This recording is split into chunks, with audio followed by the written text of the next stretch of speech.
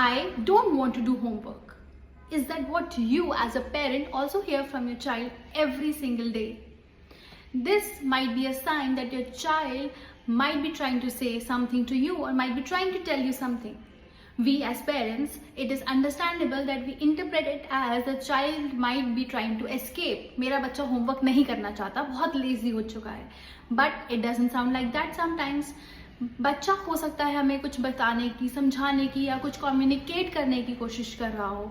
For instance, child must be trying to tell us that the child is feeling overwhelmed या फिर वो डरा हुआ है कि कहीं मेरा question अगर मैंने करा और वो गलत हो गया तो.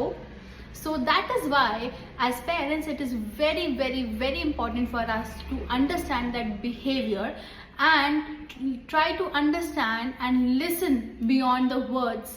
जो बच्चा बताना चाह रहा है उसके पीछे भी एक रीज़न होता है. So हमें वो समझने की बहुत ज़्यादा ज़रूरत है.